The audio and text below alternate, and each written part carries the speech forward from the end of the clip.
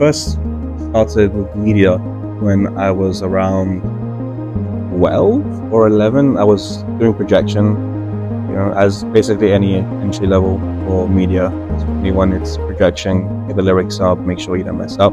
2 years later, I ended up getting on cameras and then becoming part of the actual media team at some, I believe it was Uproar events or conference events as well.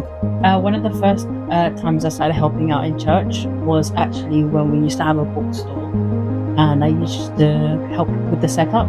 We used to sell books and Bibles and other things, and that's how I started helping out. And it was just simply because my friends' parents were in charge of that ministry, so we would just help. We would help them, and yeah. The reality of it is, it was a reason to be in and around my friends. As every other child, your friends are mainly the people you kind of go to school with. In my case, those were also the same people that we went to church with and the families that we went to church with. Initially began with music class and everyone kind of picking up an instrument. As for how I got to the bass guitar, it was simply the only instrument left. I didn't actually choose it. And so it grew from there.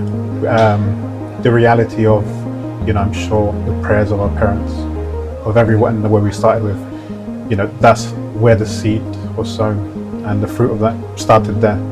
It all simply started just being in and around my friends. He servido en la escuela dominical de niños, en la escuela de líderes de adultos, también en las células y en la parte administrativa de la iglesia. We had the opportunity to help out with kids and teens. Every time I went and did something, I found myself really enjoying it. It was something different from what I got from here. So here I am. I think growing up, I've always seen different examples of service, whether it be my aunt in the kids ministry, or my mum or my dad in the men's or women's ministry.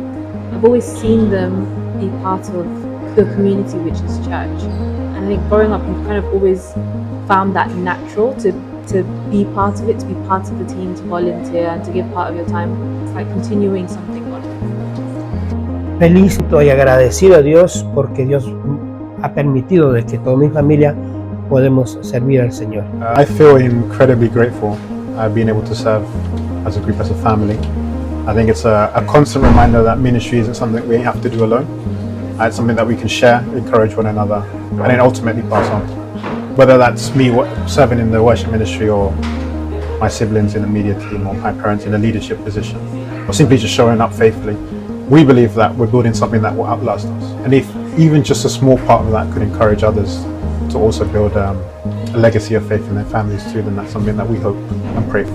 Lo que he aprendido de mis padres, específicamente de mi mamá, es la fidelidad. Desde muy pequeña he visto a mi mamá servir en la iglesia en todo tiempo, en buenos y malos momentos. One of the most important lessons that I've learned from my parents is that whatever you're doing, whatever the task may be, whether that be big or small, to do it with the very best attitude and to do it with the very best of your abilities. And I think that's an important lesson that you can not only apply, within church, but also in your daily life, whether that be at work or whether that be at home. It's something that we should be constantly be applying. Es una tremenda oportunidad que Dios nos da y nos sentimos privilegiados de poder ver a nuestra familia, a nuestros hijos involucrados en el servicio para Dios. Agradecido a Dios, contento y feliz porque Dios está usando la vida de ellos. I would encourage families that together they could put like a seed into this community, and that together they could kind of build a legacy. It's nice to be able to grow up surrounded by people whose heart is after God's, and you can grow up and wanting to emulate that, and I think that's legacy, and I think that's what we're all part of, and we're all building one. Pareciera que hay momentos en nuestras vidas como familia que no vemos su promesa cumplir, es cuando más nos debemos aferrar a su palabra, a la fe y a la paciencia, porque lo que Dios cumple lo promete.